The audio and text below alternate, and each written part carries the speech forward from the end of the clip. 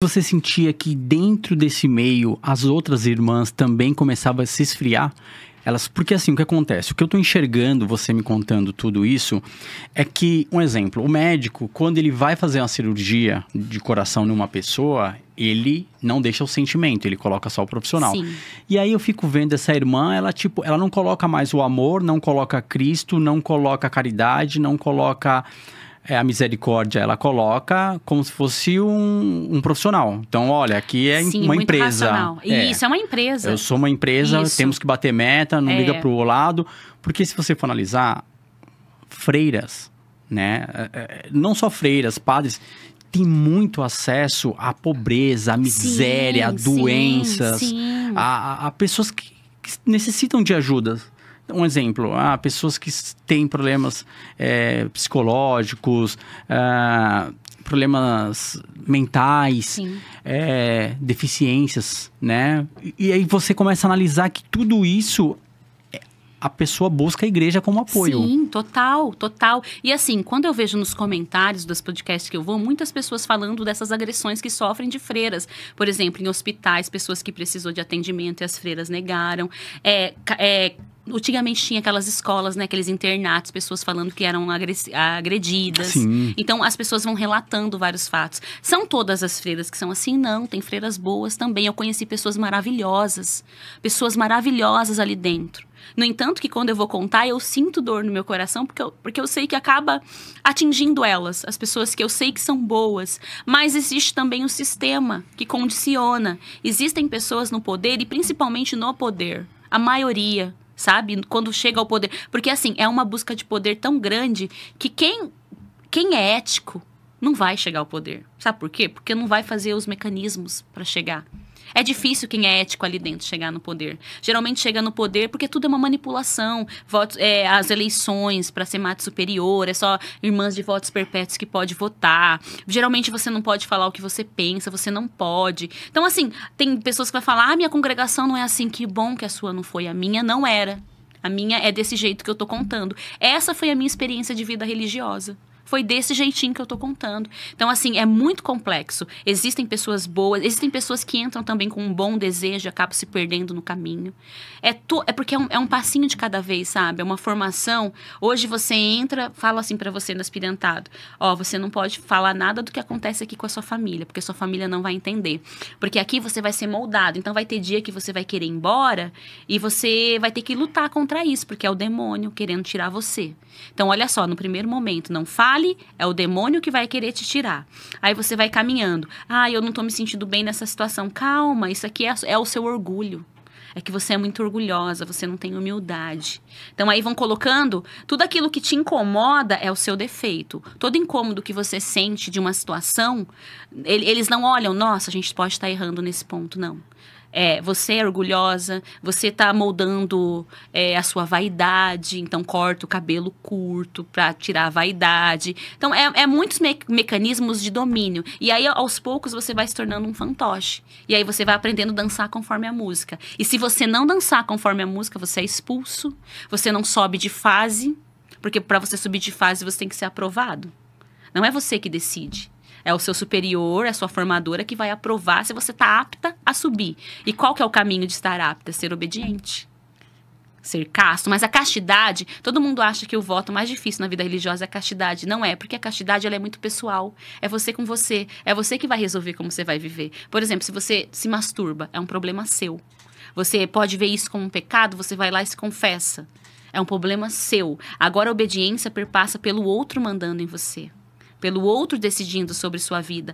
A pobreza perpassa por você não ter nada. Por você perde sua identidade. Então, é necessário tudo isso para servir a Deus? Tem freiras de clausura, freiras que ficam trancadas. E as grades da clausura, gente, não é só aquela gradezinha que as pessoas veem do lado de fora. Do lado de dentro, principalmente nos Carmelos, tem ferros. Tem como se fosse pregos, para que a pessoa nem se aproxime. Então, tudo isso é a realidade dos conventos. E as pessoas não têm dimensão disso. Será que Deus quer trancar alguém dentro de um convento de clausura para servi-lo? Precisa disso? Precisa? A gente vai entrar nessa... Eu queria saber um pouco mais a fundo sobre essa questão de as freiras ali trancafiadas, Sim. com pontas, e não pode olhar pra fora, entendeu? Isso daí é uma coisa que eu não sabia. Então, eu acho interessante Chama freiras de clausura. isso, de clausura, porque assim, eu fiquei super interessado nesse assunto agora. Mas o que você tá falando aí são pecados dentro do cristianismo, dentro da vivência de Cristo na Terra. Ambição, Sim. que é o ego, né? É. Que, então, o ego é ambição. Você Sim. quer derrubar o outro. A inveja dentro. Sim. Então, né? Só pode favorecer quem tá no poder. Sim. Eu posso comer, então, a luxúria. Eu posso comer do bom e do melhor. Sim. Você não. Isso. Que aí, pobreza pra quem? Então, não. É só pra eles. Pra mim, não. Isso. Então, tudo isso bate contra Jesus, que quando Isso. Jesus veio na passagem bíblica do catolicismo, ele divide o pão com todos, Sim. ele ceia com todos a mesma Sim, refeição. sim. Então, entra em conflito direto. Isso. E o olhar de Jesus, né? E o Porque, olhar por exemplo, de quando Jesus. misericórdia. Não, e quando ele tá, por exemplo, lá no Sermão da Montanha, no milagre dos 5 pães e 2 peixinhos, o que acontece? Jesus, ele olha para a necessidade daquele povo. Por que aquele milagre, vamos dizer, acontece? Porque ele olha. E aí o que ele fala? Ele dá a ordem para os apóstolos dele fazer algo. Agora, no convento, a gente não podia olhar para a necessidade das pessoas. A gente não tinha que olhar, a gente tinha que olhar para nós. E eu me lembro também de um fato, para você ver como ela era mesquinha. Elas tinham um sítio em Parelheiros. Não sei se você conhece Parelheiros. Conheço, que é uma conheço. região muito pobre daqui de São Paulo. E era no meio daquelas casinhas, daqueles barraquinhos, sabe? E os Perto do freis... Embu-Guaçu ali. E os freis, eles tinham uma paróquia. São Norberto chamava paróquia e era num bairro bem pobrezinho. E eles resolveram abrir uma lanchonete do lado para poder arrecadar dinheiro, para poder construir um salão paroquial para a paróquia, para atender melhor as pessoas da comunidade. Eu estava no carro com a madre nesse dia e ela foi na missa lá, que ela estava no sítio. Ela foi na missa dos freis. Quando ela viu que eles tinham feito uma lanchonete para arrecadar dinheiro para construir a paróquia, ela começou a gritar dentro do carro. Eles fizeram isso para construir paróquia, eles têm que fazer para construir o nosso sítio. E o sítio são casas monumentais, são palácios. E eu fiquei pensando, ela quer mais dinheiro. Ela tem palácio. Ela tem uma casa que ela chama de Castelinho. E ela tá brava porque os freis estão querendo construir um salão paroquial para as pessoas da favela. E aí eu pensava, por que as irmãs não vão fazer um trabalho social? Eu sempre tive esse lado social com as pessoas da favela e não existia. Era só rezar novena na casa. Mas rezar novena na casa não muda a realidade das pessoas, porque as pessoas precisam comer. Eu como freira, eu tenho um status social, porque eu tô de hábito, eu crio um status social em qualquer lugar que eu for. Eu tenho uma porta aberta em qualquer lugar que eu for. Se eu for assim, de Bruna, eu não vou ter. Mas se eu colocar um hábito, chegar, eu sou uma religiosa da igreja católica, uma freira, eu tenho uma porta aberta em qualquer espaço. Por que não usar desse status para promover essas transformações sociais? Para querer que as pessoas evoluam e com isso o mundo se transforma. Não, mas era tudo dinheiro para nós, dinheiro para nós.